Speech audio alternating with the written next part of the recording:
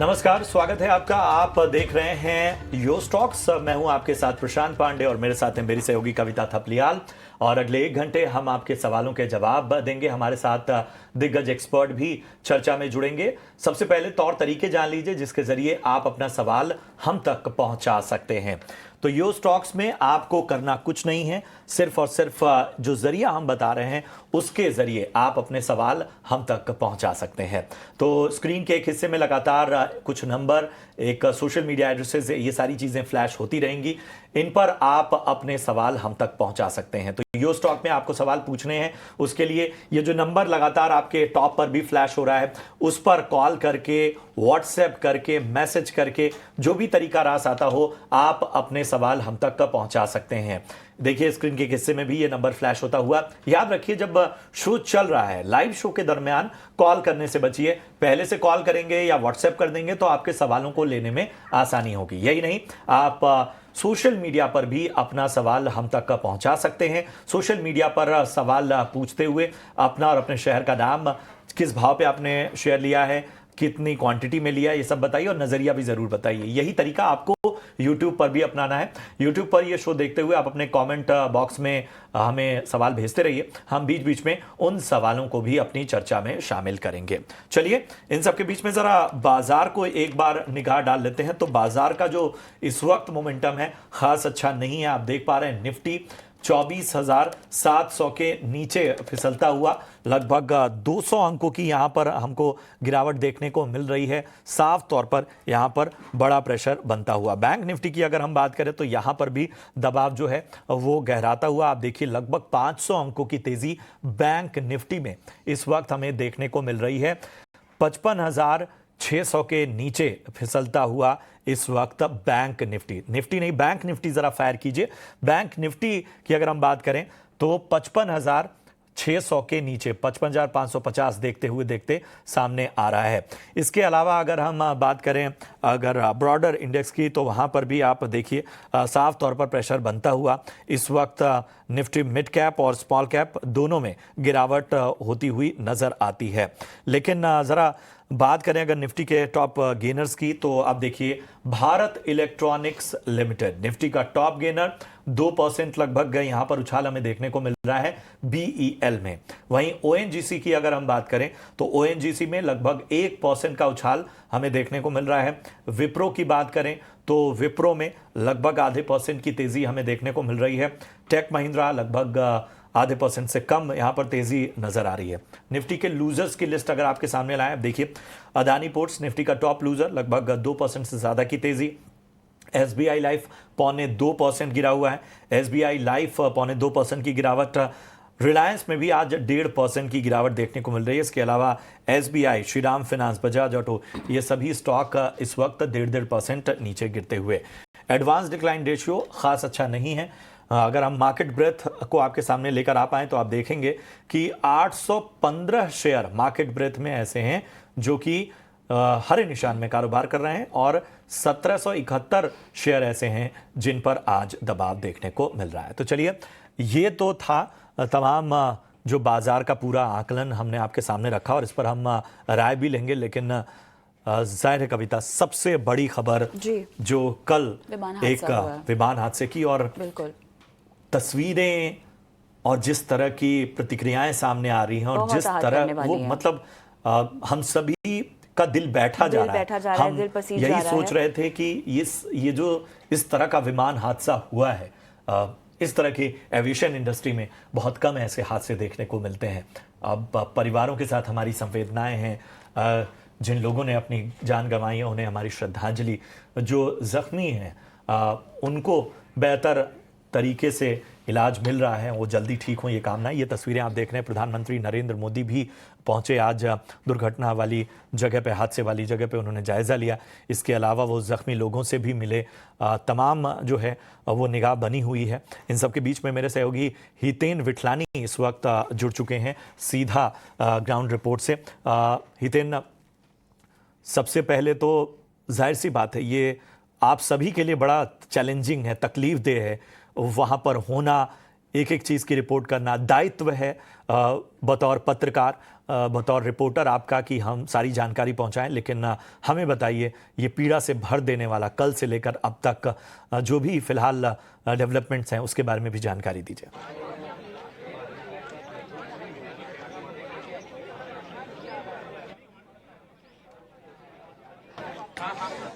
देखिए, मैं आपको सीधे तस्वीरें ही दिखाऊंगा प्रशांत। मैं अपने सहयोगी संकेत से कहूंगा कि यहाँ की तस्वीरें दिखाएं। देखिए, ये वही हॉस्टल का एरिया है। ये वो 4 इमारतें हैं जहाँ पर प्लेन का पूरा मलबा जो है वो अभी भी जलकर राख हुआ है। और सामने की तरफ जो आपको एक इमारत दिख रही होगी सफेद कलर की, वो मेस का एरिया, जहाँ पर प्लेन का टेन जो है वो अभी भी पीछे की तरफ, उस इमारत के पीछे की तरफ लटका हुआ है। हालांकि कल शाम को 2 ब्लैक बॉक्स वहां से रिकवर कर दिए गए। अब उसका इन्वेस्टिगेशन होगा, उसके बाद ही साफ हो पाएगा कि आखिरकार ये हादसा हुआ कैसे और किस वजह से वो प्लेन 1:38 पर जब उड़ान भरता है तो महज 2 मिनट के भीतर 1:40 पर कैसे क्रैश हो जाता है। जो सीसीटीवी सामने आए उसमें साफ दिख रहा है कि वो प्लेन उड़ान भरता है, उस महज उड़ान भरने के चंद सेकंड में मिस बैलेंस हो रहा है, नीचे की तरफ झुकता है और उसके बाद वो क्रैश होता है, धमाका होता है। क्रैश होने के भी चंद सेकंड में धमाका होता है।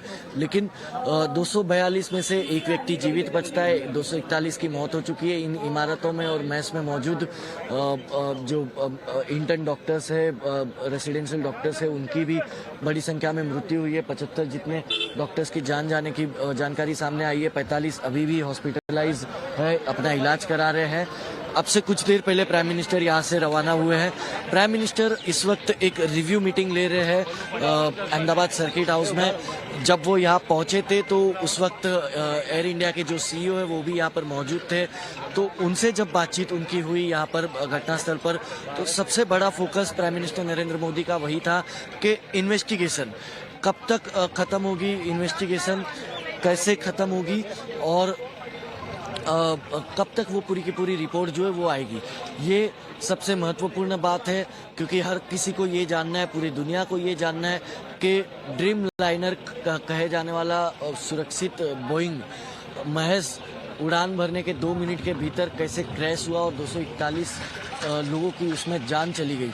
तो ये अब हर किसी को जानना है। इसके बाद यहाँ से जब वो सिविल अस्पताल गए तो मरीजों से मिले, डॉक्टर्स से लंबी बातचीत की, डॉक्टर्स को निर्देश तक दिए कि जल्द से जल्द सभी स्वस्थ हो जाए, ये ध्यान रखना है। और साथ ही साथ डॉक्टर से लंबी बातचीत जब उन्होंने की तो पूरा ब्यौरा लिया कि किस कंडीशन में कौन सा मरीज कैसे आया था, जो एक जीवित बच्चा है वो किस कंडीशन में पहुंचा था, अब उसकी हालत कैसी है, कितना सुधार हुआ है, कब तक सुधार हो सकता है, कब तक डिस्चार्ज मिलेगा। क्योंकि ब्रिटिश नागरिक है, भले वो रहने वाला मूल रूप से दीव का हो, लेकिन उसका पासपोर्ट ब्रिटिश पासपोर्ट है, ब्रिटिश नागरिक है, तो उसकी भी चिंता जताई।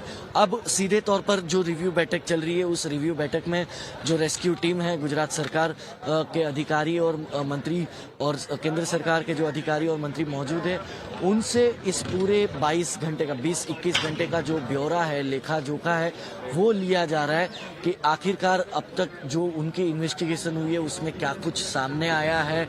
और जो 2 ब्लैक बॉक्स रिकवर किए हैं, वो ब्लैक बॉक्स को कब तक खोला जाएगा, कब तक उसकी पूरी तरह से इन्वेस्टिगेशन की जाएगी, ये कहीं ना कहीं अब इस बैठक का मुख्य हेतु है। क्योंकि हर किसी को ये जानना है कि आखिरकार ये प्लेन क्रैश कैसे हुआ। देखिए, अगर फिर एक बार मैं आपको तस्वीर दिखा पाऊँ तो आप देखिए, इस वक्त पूरी तरह इलाके को कॉर्डन ऑफ कर दिया है, क्योंकि प्राइम मिनिस्टर यहाँ पर गुजरात में ही मौजूद है। यही कुछ देर पहले यहीं से वो रवाना हुए हैं।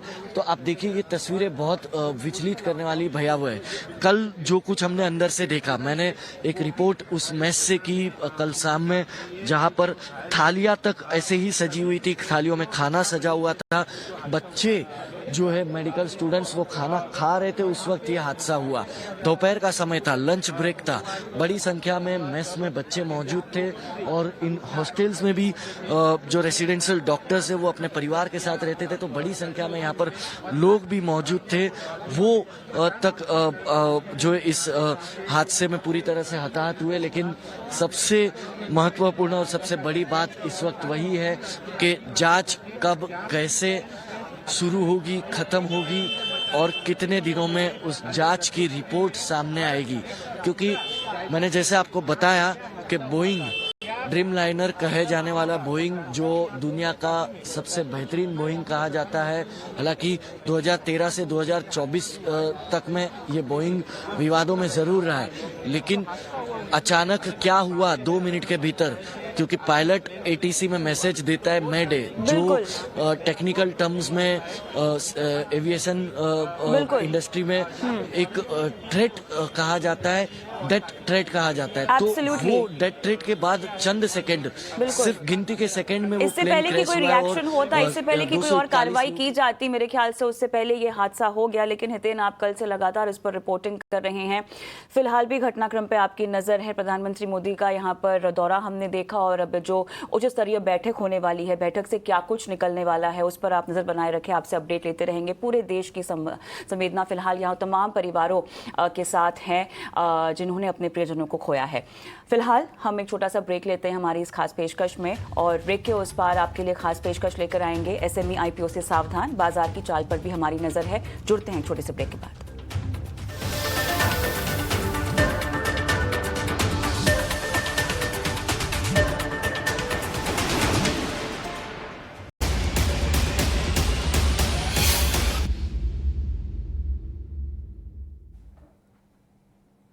स्वागत है आपका ब्रेक के बाद। आप देख रहे हैं यो स्टॉक, और खास सेगमेंट ऑप्शंस के चैंपियन की अब है बारी। और ऑप्शंस के चैंपियन बताने के लिए हमारे साथ इस वक्त जुड़ चुके हैं एंजल वन से राजेश भोसले साहब। राजेश जी, बहुत बहुत स्वागत आपका। सबसे पहले तो बाजार पर एक राय दीजिए। लगातार दबाव गहराता हुआ, जाहिर सी बात है ग्लोबली जो चीजें बदल रही हैं उसका असर हम देख रहे हैं। इन सबके बीच में बाजार पर राय देने के बाद अपनी कॉल्स भी बताइए। जी नमस्कार प्रशांत जी। देखिए, मार्केट में गैप डाउन देखने को मिला है, बट गैप डाउन के बाद मार्केट होल्ड कर रहा है, और 24,550 के आसपास हमने देखा है कि मई मंथ में भी काफी अच्छा सपोर्ट लिया है। तो फिलहाल मार्केट में सपोर्ट है, यहाँ पे बायस पॉजिटिव रख सकते हैं। वापस 24,750 24,800 की रेंज देखने को मिल सकता है। फिलहाल मार्केट रेंज बाउंड रहेगा, बाय ऑन डिप्स और हायर लेवल्स पे पोजीशन स्लाइड रखते रहने की सलाह होगी। यहाँ पे मैं एक डिफेंसिव काउंटर पे बाय देना चाहूंगा। मार्केट थोड़ा सा वॉलेटाइल है। बायोकॉन इस हफ्ते काफी अच्छा स्ट्रेंथ दिखा रहा है, और एक काफी अच्छा ब्रेकआउट बायोकॉन में देखने को मिला है, और इस मतलब मार्च के बाद पहली बार 200 डीएमए के ऊपर सस्टेन कर रहा है। तो बायोकॉन का 360 का कॉल बाय करना है। यहाँ पे लगभग 7 रुपए के आसपास ट्रेड कर रहा है। 4.90 का स्टॉप लॉस रहेगा, और 11.20 का टारगेट रहेगा। इसका जो लॉट साइज है वो है 2500 का। तो जो maximum risk as per stop loss होगा वो होगा 50 to 50 का, एंड जो टारगेट प्रोबेबिलिटी होगी वो होगी 10,500 की। और राइट राजेश, आपने यहाँ पर रणनीति दी है बायोकॉन में, जहाँ पर अधिकतम मुनाफा आपने आका है 10,500, नुकसान आप बता रहे हैं 5250 का। रणनीति के हिसाब से स्टॉप लॉस 4.9 का लगाने की सलाह दी जा रही है। बहुत बहुत धन्यवाद आपका, आपने समय दिया और अपनी रणनीति बताई है। और अब हमारे आज के मेहमान जो कि सवालों के जवाब भी देंगे शो में आगे, इंडिपेंडेंट सेबी रिसर्च एनालिस्ट शरण इलाने मेरे साथ जुड़ गए हैं। शरण, हाय मॉर्निंग, स्वागत है आपका। और बाजार की चाल पे सबसे पहले बात करते हैं, और उसके बाद हम शुरू करेंगे दर्शकों से कनेक्ट होना। शरण, हफ्ते का आखिरी कारोबारी दिन, और यहाँ पर सी ऑफ रेड, और आई थिंक फ्राइडे द 13 प्रशांत, ये भी हमें नहीं भूलना चाहिए। और इसको लेकर अलग ही एक सोच है लोगों की और मानसिकता है। आई होप वो हावी ना पड़ रही हो हमारे बाजार में। 13 का खौफ ऐसा है कि इस बार कोई बड़ी रिलीज भी नहीं है। देखिए बिल्कुल। सो शरण, इम्पैक्ट फ्राइडे 13 का लेवल्स के लिहाज से बैंक निफ्टी और बैंक निफ्टी। तो good morning Kavita ji, good morning प्रशांत। आज पहले निफ्टी की बात करें तो निफ्टी ने डिसाइसिवली 24,000 का सपोर्ट ले लिया है। आज मार्केट ने भी अगर देखे जाए तो एक ओपन लो बनाया है, और जहां तक मुझे लग रहा है अभी आगे चल के 24,500 का सपोर्ट रहेगा। मार्केट में स्ट्रैटेजी चेंज नहीं हुई है, अभी भी बाय ऑन डिप्स की ही स्ट्रैटेजी रहेगी, मगर डेफिनेटली काफी हद तक निफ्टी में भी, बैंक निफ्टी में स्टॉक स्पेसिफिक मूवमेंट आपको ज्यादा देखा जाएगा, ना ही कि पूरे इंडेक्स का। अभी बैंक निफ्टी की बात करें, 56,000 का काफी स्ट्रॉन्ग सपोर्ट था, वो आज टूट गया है। आज मार्केट ने एक लो भी बनाया है 55,150 का। तो मुझे आगे चल के लग रहा है एक बैंक निफ्टी में आपको कंसोलिडेशन देखा जाएगा। 55,000 का एक स्ट्रॉन्ग सपोर्ट है, एक राउंड नंबर भी है। और एक बार अगर 55,000 टूटता है तो आपको एक 54,500 के लेवल्स भी बैंक निफ्टी में देखने मिल सकते हैं। ओवरली आगे चल के नेक्स्ट वीक मुझे स्टॉक स्पेसिफिक वीक लग रहा है और दोनों ही निफ्टी बैंक निफ्टी में कंसोलिडेशन फेज दिखाई दे रहा है। और राइट शरण, यहाँ पर बाजार की चाल पे हमने बात कर ली है, लेकिन फिलहाल हमारी योरस्टॉक की इस आधे घंटे की पेशकश को समेटने का समय हो गया है। आप हमारे साथ बने रहिए और दर्शकों को बोल दें कि हमने इस आधे घंटे आपके सवाल के जवाब नहीं दिए हैं, लेकिन अब हम ब्रेक के बाद जो पेशकश लेकर आ रहे हैं जो कि योरस्टॉक ही है, लेकिन इसमें फोकस होगा सिर्फ और सिर्फ आपके सवालों पर। तो आपको टीवी स्क्रीन से कहीं नहीं जाना है, क्योंकि नंबर्स आपकी स्क्रीन पर हम फ्लैश कर रहे हैं। झटपट अपने सवाल हमें वहाँ भेज दीजिए। शरण भी हमारे साथ जुड़े हुए हैं और एक छोटा सा ब्रेक, और ब्रेक के उस पार फोकस सिर्फ और सिर्फ दर्शकों के सवालों पर।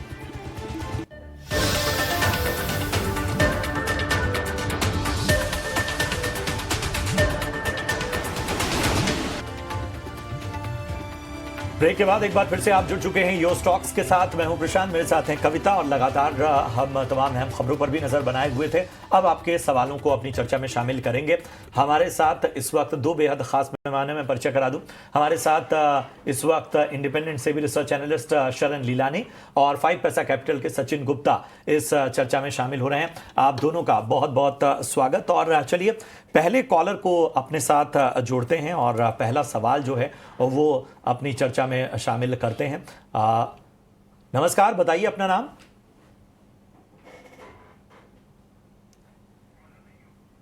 चलिए, लगता है तकनीकी खामी है जिसकी वजह से इस वक्त हमारे साथ कॉलर नहीं है, लेकिन एक सवाल तपन दास का है, वो ले लेते हैं। इरडा पर राय जानना चाहते हैं। लेवल्स इन्होंने नहीं बताए हैं, लेकिन मैं आना चाहूंगा शरण आपके पास। इरडा आपको कैसा लगता है यहाँ से? मतलब बाजार का जो मूड माहौल है उन सबको लेके मेरे ख्याल से चिंताएं लोगों के मन में है।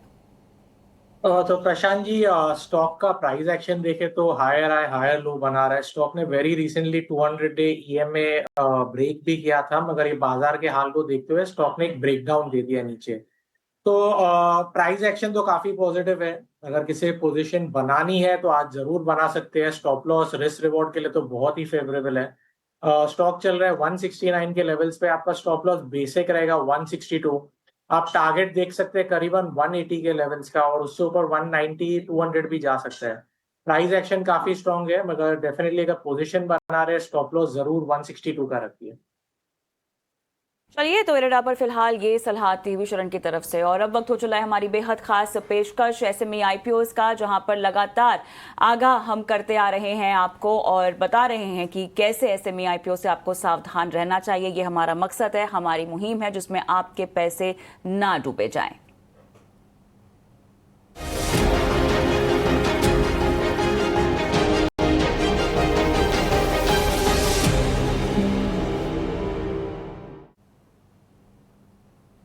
Domestic use, global trade Wars और जियोपॉलिटिकल टेंशन, ये पूरे प्राइमरी मार्केट को भी इम्पैक्ट कर रहे हैं। ऑफ कोर्स हम देख रहे हैं कि सिर्फ ब्लॉक्स हो रहे हैं, तो बायर्स कहाँ हैं इन आईपीओस के, यही सवाल उठता है। लेकिन एसएमई आईपीओ में भी जो है 5 एसएमई आईपीओज आ रहे हैं अगले हफ्ते, और उसकी सारी हमने एनालिसिस की है। पाटिल ऑटोपेशन की बात करें तो मंडे को खुलने वाला ये आईपीओ, नेक्स्ट मंडे। बैंकर है सेरीन कैपिटल, लेकिन कंसर्न्स बहुत हैं। फुल्ली डिपेंडेंट है ऑटो सेक्टर में। 66% रेवेन्यू तो सिर्फ इनका वेल्डिंग लाइन से आता है। कंपटीशन बहुत ज़्यादा है, कोई बैरियर टू एंट्री इस बिज़नेस में नहीं है। हालांकि कंपनी के फाइनेंशियल्स अगर उनके पीयर से बात करें अफोर्डेबल रोबोटिक्स से, तो वो बेहतर ज़रूर है, लेकिन बहुत महंगा आईपीओ है, वैल्यूएशंस बहुत एक्सपेंसिव है। वही बात करें समय प्रोजेक्ट सर्विसेज की, इनकी भी आईपीओ खुल रही है मंडे को, जून 16 को। बैंकर हैं smart horizon capital advisors. Company में कंसर्न्स की बात करें तो एग्जीक्यूशन रिस्क में बहुत बड़ा जो है क्वेश्चन मार्क है। गवर्नमेंट प्रोजेक्ट्स बहुत मिलते हैं कंपनी को, तो वो एक बड़ी रिस्क है। स्टैट्यूटरी ऑब्लिगेशंस की इन्होंने डिले पे डिले की है, और ये बताया है आरएचपी में। ऑर्डर बुक बहुत छोटा है 57 करोड़ का, और ट्रेड रिसीवेबल्स के आंकड़े भी बात करें तो वो बहुत हायर लेवल्स पे है। एप्पलस्टोन इंजीनियर्स की बात करें, जून 17 को आ रहा है, ट्यूसडे को। बैंकर हैं एक्सपर्ट ग्लोबल कंसल्टेंट्स, लेकिन वर्किंग कैपिटल की जो है बहुत बड़ी इंटेंसिव कंपनी है ये। कैपेसिटी यूटिलाइजेशन के की प्रोडक्ट के सिर्फ 49 to 55% है। कुछ खास यूटिलाइजेशन नहीं है, नेगेटिव कैश फ्लोज आ रहा है। ट्रेड रिसीवेबल्स पिछले 2 साल में बढ़ चुके हैं और इंडस्ट्री लीडर जीनस पावर जो स्मार्ट मीटर्स में है वो बेटर प्लेस्ड है अक्रॉस ऑल सेगमेंट्स। ऑल्सो अगर हम बात करें मायाशील वेंचर्स की आईपीओ खुल रही है फ्राइडे को, नेक्स्ट फ्राइडे। बैंकर है नानोलिया फाइनेंशियल सर्विसेज। इस कंपनी के जो है प्रॉब्लम्स बहुत दिख रहे हैं आरएचएस इसमें। यहाँ पे road construction as an industry भी देखें तो ऑर्डरिंग पिछले 1 साल में कम हो गई है। रेवेन्यू जो है NHIDCL और गवर्नमेंट कॉन्ट्रैक्ट से आ रहा है, यानी कि B2G रिस्क बहुत हाई लेवल पे है। रेवेन्यू देखें तो असम, मणिपुर, नागालैंड जैसे स्टेट से आ रहा है। और ट्रेड रिसीवेबल्स डबल हो चुके हैं FY25 में। बहुत सिग्निफिकेंट डिलेज उनके स्टैट्यूटरी ड्यूज में लिस्ट देखें, पेज जो है भरा पड़ा है कि उनके स्टैट्यूटरी ड्यूज पे नहीं हुए हैं। और डेट लेवल्स की बात करें तो वो भी बहुत हायर लेवल्स पे है। इन 4 कंपनीज़ के बारे में बताया कि यहाँ पे कंसर्न्स बहुत है, लेकिन ये बात नहीं है। एक कंपनी और है जिसका नाम है इन्फ्लक्स हेल्थ टेक। यहाँ पे जो है अच्छी कंसर्न्स बहुत कम है, लेकिन अच्छे पॉइंटर्स बहुत ज़्यादा है। इनके बैंकर है रेयरवीर फाइनेंशियल सर्विसेज। CDMO प्लेयर है, यानी कि पूरी इंडस्ट्री में ही एक टाइप से टेलविंड चल रहा है। मार्जिन प्रोफाइल भी अच्छा है, न्यूट्रोस्यूटिकल्स का प्रोडक्ट पोर्टफोलियो में बढ़ोतरी है। लेकिन एक प्रॉब्लम ज़रूर है, इनका आयुष लाइसेंस अभी तक मैन्युफैक्चरिंग में नहीं आया, जो आयुर्वेदिक प्रोडक्ट्स को लेके जो है उस पर आगे जा सकते हैं। कंपनी की अगर मार्जिन प्रोफाइल के बारे में बात करें तो उनको पीएस को अगर हम कंपेयर करें सुदर्शन फार्मा और क्वेस्ट लैब्स तो उनसे बेहतर है। तो ये 5 अहम SME IPOs है जिन पे आपकी नज़र होनी चाहिए अगले हफ्ते। राइट शरद, काफ़ी डिटेल से आपने तमाम 5 IPOs की हमको यहाँ पर डिटेल्स दी हैं। न सिर्फ ये क्या करती हैं कंपनियाँ, बल्कि इनको लेकर चिंताएं क्या है, डेट लेवल्स क्या है, फिलहाल पोजीशनिंग क्या है। बहुत ज़रूरी है सतर्क रहना, क्योंकि यहाँ पर कंपनी पर पूरा होमवर्क हमारी रिसर्च टीम करती है और एक्सपर्ट जो आपको सलाह देते हैं। शरण मेरे साथ जुड़े हुए हैं। शरण, 5 IPOs पर हम आपसे चाहेंगे कि अब आपकी जो पार की नज़र है वो क्या कहती है, आपकी एनालिसिस क्या कहती है। अगर हम पाटिल ऑटोमेशन की बात करें, एपिटोन की बात करें, इन्फ्लक्स, मायाशील और समय प्रोजेक्ट्स, देखिए चिंताएं बहुत ज्यादा है। और मेरे ख्याल से एक कॉमन थ्रेड शरण जो कि सभी में नजर आ रहा है वो है इनका डेट, जो कि बहुत हैवी लग रहा है बुक्स पर। क्या कहेंगे? तो मैंने जैसे भी कई बार कहा, पहले तो पाटिल ऑटोमेशन अपने आप को रोबोटिक्स प्लेयर बनाता है, मगर मोर और लेस इनटू व्हील्डिंग बिजनेस है, totally depending upon current clients है, ज्यादा से ज्यादा उनके ऑर्डर्स रिपीट है। तो ओवरली और कुछ ज्यादा प्रोप्राइटरी नहीं है, कुछ पेटेंटेड प्रोडक्ट्स नहीं है, कुछ सस्टेनेबल एडवांटेज नहीं है, totally depending upon the auto sector. Auto sector में ही स्लो डाउन हो गया, उसके बावजूद इतनी बड़ी एक्सपेंशन की प्लान कर रहे हैं, अराउंड 62 करोड़। और करंटली YOY अगर आप इनका FY24-25 ग्रोथ देख ले तो एक्चुअली डी ग्रोथ हुआ है, ना ही कि बढ़ा है। तो इसके लिए इस पे तो अवॉइड रहेगा। और समय और मायाशील की बात करें, EPC प्लेयर्स है, मार्केट में पहले ही काफी एस्टैब्लिश और बड़े EPC प्लेयर्स है, 8 से 12 के PE पे ट्रेड करते हैं। तो ये 2 कंपनी में तो इन्वेस्ट करने का कोई सेंस ही नहीं बनता है। इससे बहुत ही अच्छे प्लेयर्स ऑलरेडी बहुत चीप वैल्यूएशन पे ट्रेड करते हैं। और लास्ट कंपनी अगर मैं इन्फ्लक्स की बात करूं, CDMO प्लेयर है, काफी अच्छे मार्जिन है, अच्छा ग्रोथ दिखा रहा है। कंपनी की मैन्युफैक्चरिंग 100% यूटिलाइजेशन पे है। और बेस्ट बात क्या है, कंपनी के पूरे IPO proceeds new IPO manufacturing में जा रहे हैं। तो इसके लिए पॉजिटिव है, मगर कंपनी की न्यू कैपेसिटी FY27 से आएगी।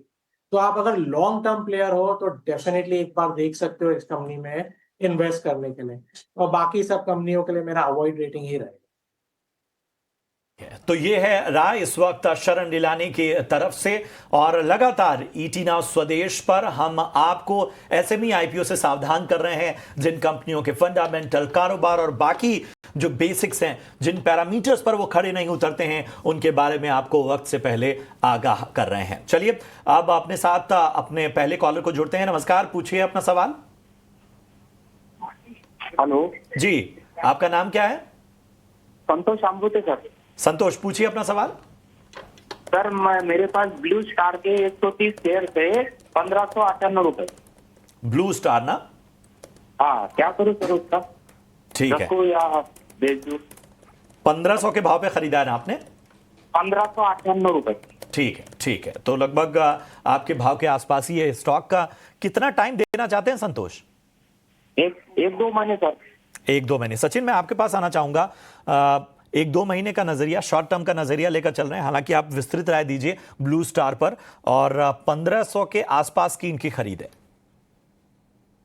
Good morning Prashant ji. Well 1500 के आसपास की इनकी खरीद है। ओवरऑल अगर स्ट्रक्चर देखें तो वो वीक ही है स्टॉक का, बट अभी अगर हम देखें पिछले 2 से 3 हफ्ते के मोमेंटम को, तो लोअर साइड में एक बेस बनाने के बाद में एक राउंडिंग फॉर्मेशंस बनते हुए स्टॉक के अंदर नजर आ रहे हैं। मेरे हिसाब से लाइक 1 से 2 महीने का ये चूंकि आउटलुक लेके चल रहे हैं, पोजीशंस को अभी के लिए होल्ड रख सकते हैं। एक स्ट्रिक्टली स्टॉप लॉस रहेगा 1510 का, सो 1510 इसके स्टॉप लॉस के साथ पोजीशंस को होल्ड रखिए। मुझे लगता है ऑन दी हायर साइड में जैसे स्टॉक 1640 रुपए ये लेवल्स ब्रेक करते हैं तो करीब 1720 1750 के लेवल्स टेस्ट करता हुआ नजर आ सकता है। अभी के लिए पोजीशंस में होल्ड करने की सलाह 1510 के स्टॉप लॉस के साथ।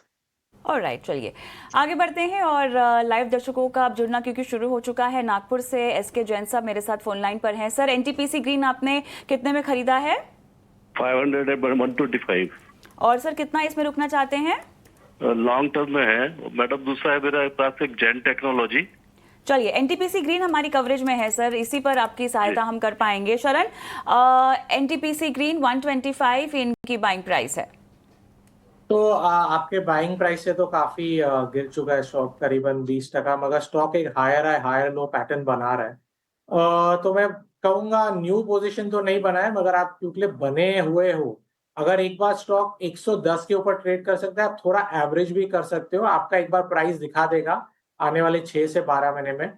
और मैं जरूर कहूंगा अपने रिस्क को मैनेज कीजिए कभी भी विदाउट स्टॉप लॉस, भले आप फंडामेंटल लो, लॉन्ग टर्म लो, एक बार सिस्टम में स्टॉप लॉस जरूर डालिए। इसके लिए मैं बोलूंगा 100 रुपीज का स्टॉप लॉस जरूर डाल दीजिए।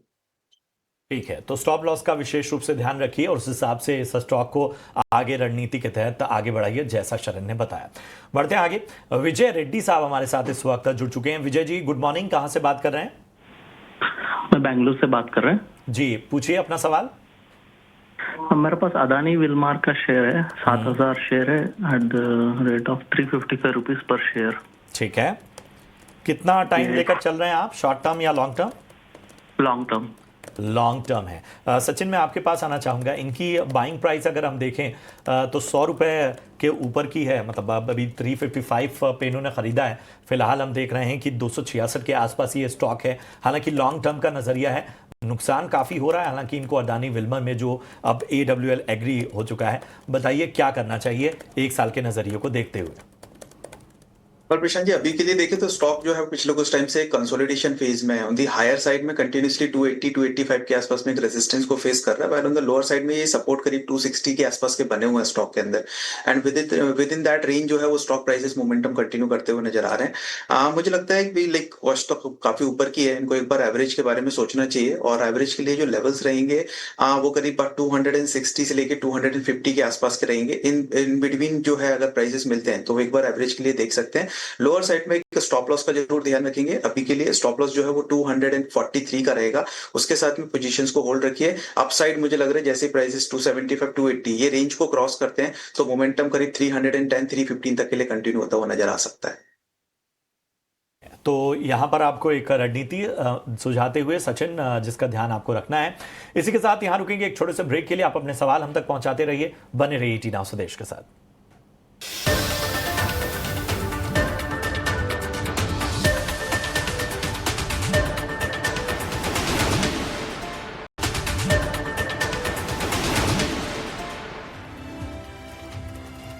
Welcome back. आप देख रहे हैं योर स्टॉक और हम दे रहे हैं आपके सवालों के जवाब। देखिए, झटपट नंबर भी आपके स्क्रीन पे फ्लैश हो गया है क्योंकि हम सबको इंतजार है आपके सवालों का। 9167329108 नंबर, जहां पर सवाल SMS कर सकते हैं, व्हाट्सएप कर सकते हैं। इतना ही नहीं, सोशल मीडिया पे देख रहे हैं, यूट्यूब पे, तो अपने सवाल डाल दीजिए। स्टॉक का नाम, किस भाव पे लिया है, कब तक इसमें रुकना चाहते हैं। और हमारे साथ सचिन गुप्ता, शरण लाने हमारे दोनों मेहमान जुड़े हुए हैं। यूट्यूब से हम सवाल लेंगे कल्याण जी का। और सचिन, ये इन्होंने ITC होटल जो है लिया हुआ है, होराइजन 5 से 7 साल का रखा हुआ है।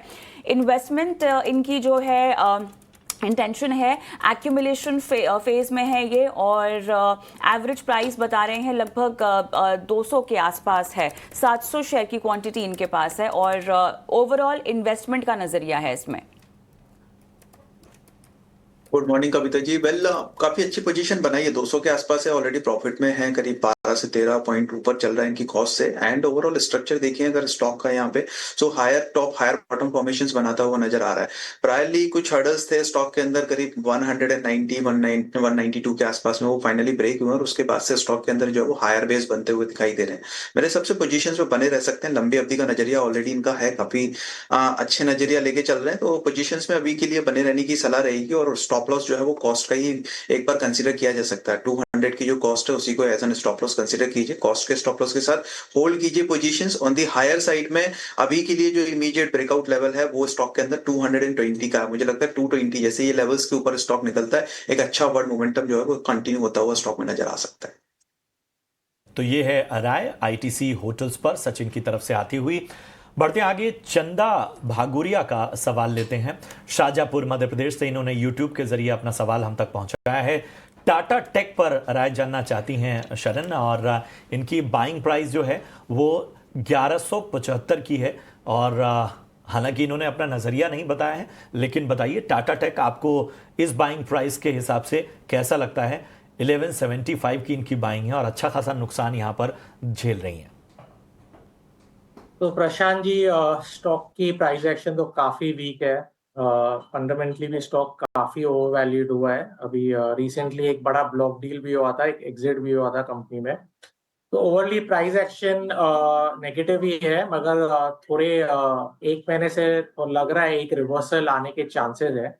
वो रिवर्सल का कंफर्मेशन आपको 200 डे ईएमए के ऊपर ही मिलेगा, 850 के ऊपर। अगर स्टॉक एक बार 850 के ऊपर ट्रेड करना स्टार्ट करता है तो आपको एक trend, long term trend reversal दिखाई देगा। और अभी तो मैं कुछ कह नहीं सकता, और उनकी बाइंग प्राइस भी बहुत हाई है, और ऐसा कुछ स्टॉक में बड़े मूव आने की एक्सपेक्टेशन भी नहीं है। तो स्टॉक मुझे लग रहा है कंसोलिडेट करेगा, 850 के ऊपर एक आपको ट्रेंड रिवर्सल दिखाई देगा, तभी एक बार रिव्यू कर सकते हैं। चलिए आगे बढ़ते हैं, और राजेश बत्रा जी हमारे साथ फोन लाइन पर हैं। सर नमस्कार। नमस्कार। कहाँ से बोल रहे हैं सर? मैं मध्य प्रदेश ग्वालियर से बोल रहा हूँ मैम। ओके, इन्फोसिस में खरीदारी कर रखी है? जी मैम, ऑलरेडी मेरे पास 200 शेयर्स है 1452 के। ओके सर, क्या और खरीद सकते हैं मैम? आपको और खरीदना है? आपका मैं एसआईपी करता हूँ madam, every day every week, जब Very nice. डाउनफॉल रहता है तब लेता रहता हूँ। वेरी नाइस सर, उसका फायदा दिखाई भी दे रहा है हमें। आप फिलहाल मुनाफे में भी है बैठे, लेकिन एसआईपी है तो मैं अज्यूम कर रही हूँ आपने लॉन्ग टर्म रखा हुआ है पूरा नजरिया? जी जी जी जी, बिल्कुल लॉन्ग टर्म रखा है। चलिए, कोई बाउंडेशन नहीं है अभी तो, और रखना है मतलब कोशिश ये है कि 1000 शेयर हो जाए धीरे धीरे। ओके, क्या ऐसा सही है? Okay, absolutely absolutely. Sachin, SIP कर रहे हैं इन्फोसिस में फिलहाल, और बहुत लंबा नजरिया भी है। इनका टारगेट है क्वांटिटी को 1000 कर देना। फिलहाल 200 इन्होंने क्वांटिटी अपनी एसआईपी के जरिए इकट्ठा की है। काफी अच्छी रणनीति है एसआईपी के थ्रू लार्ज कैप स्टॉक्स के अंदर स्टॉक लाइक जो है वो इन्वेस्टमेंट इनका जारी है। मुझे लगता है इसको कंटिन्यू करना चाहिए। एंड रही बात अभी बाय करने की, तो मुझे लगता है थोड़ा सा वेट कर सकते हैं। इनकेस अगर 1530 के आसपास के प्राइस मिलते हैं तो फिर वहां पर और फ्रेश एड ऑन किया जा सकता है स्टॉक्स को। बट लॉन्ग टर्म के लिए काफी अच्छा है, वैल्यू बाइंग है, स्टॉक्स में बने रहने की सलाह रहेगी। एसआईपी के थ्रू इस अपना मोमेंटम लाइक अपना जो इन्वेस्टमेंट्स है वो कंटिन्यू करते रहिए। ठीक है, तो ये आपकी रणनीति काफ़ी अच्छी है लॉन्ग टर्म के लिहाज से, और इस पर बने रहने की आपको सलाह। चलिए बढ़ते हैं आगे। मुन्ना कुमार हमारे साथ इस वक्त जुड़े हुए हैं। मुन्ना जी नमस्कार, कहाँ से बोल रहे हैं? नमस्कार सर, मैं पटना से बोल रहा हूँ। जी बताइए, कौन सा स्टॉक आपने लिया है, किस भाव पे लिया है? मैंने सर बीडीएल लिया हुआ है, भारत डायनेमिक्स जी। अब 355 के करीब एवरेज है इसका। ठीक है, तो चलिए पहले तो बधाई ले लीजिए कि इतने शानदार स्तरों पे आपने खरीदारी की है, अच्छा खासा मुनाफा बना रहे हैं। कितना समय और देना चाहते हैं? सर इसमें हम समय दे सकते हैं सर और भी। चलिए, तो शरण, भारत डायनेमिक्स 355 के लेवल से होल्ड किया हुआ है पेशेंसली, और अभी भी किसी हड़बड़ी में नहीं है। बताइए क्या राय बन रही है? तो प्रशांत जी, आज के तारीख में तो मेरा टॉप पिक था ये मॉर्निंग शो में। भारत डायनेमिक्स मिसाइल मैन्युफैक्चरर है, काफी एक्सपोर्ट भी करता है, और जो हिसाब से ग्लोबल जियोपॉलिटिकल सिचुएशन है, मुझे यहाँ से ये स्टॉक में एक बार अपना न्यू ऑल टाइम आए और नए ऊपर के हाईस भी दिख रहे हैं। तो मैं जरूर कहूंगा आप बने रहिए, आपका प्राइस बहुत अच्छा है। और अगर आपको लग रहा है आपको कभी लाइफ में अगर प्रॉफिट लेनी है या कुछ करना है, तो आप एक बार ट्रेलिंग स्टॉप लॉस जरूर डालिए स्टॉक में, मैं बोलूंगा एक बार 1700 के आसपास आप अपना स्टॉप लॉस डाल दीजिए, एक बार 1700 के नीचे ट्रेड करना चालू करता है, प्रॉफिट बुक कीजिए, आपको आगे वापस समय मिलेगा एंट्री के लिए। पर मुझे लग नहीं रहा है नीचे आएगा। ओवरऑल कंपनी बहुत ही अच्छी है, वर्ल्ड में जियोपॉलिटिकल रिस्क चल रहा है, कंपनी के लिए बहुत बेनिफिट है, अच्छे ऑर्डर्स आ रहे हैं और आगे चल के काफी अच्छे एक्सपोर्ट्स फिगर्स भी आपको दिखाई देंगे। वेरी गुड कंपनी और आपके परचेस प्राइस भी बहुत ही अच्छा है, बने रहिए। शानदार कंपनी बने रही है। शरण ने आज मॉर्निंग शो में भी इसके बारे में राय दी थी और फिलहाल भी आपको बने रहने की सलाह। चलिए समय सीमा समाप्त, तो इसलिए अब इतने ही सवालों को हम शामिल कर पाएंगे। औपचारिकता है, इसलिए शरण अपना डिस्क्लेमर दें। I don't hold any companies. चलिए सचिन अपना भी डिस्क्लेमर देते जाएं। मेरी पर्सनल कोई पोजीशंस इन स्टॉक्स में नहीं है, बट हमारे क्लाइंट्स को जरूर हमने ये स्टॉक्स रिकमेंड किए हो सकते हैं। चलिए तो इसी के साथ यो स्टॉक में फिलहाल इतना ही, लेकिन एक छोटे से ब्रेक के बाद हम आपके लिए खास तौर पे कमोडिटी की तमाम हलचल लेकर आएंगे। स्टूडियो में मेरी सहयोगी मानसी जुड़ चुकी हैं।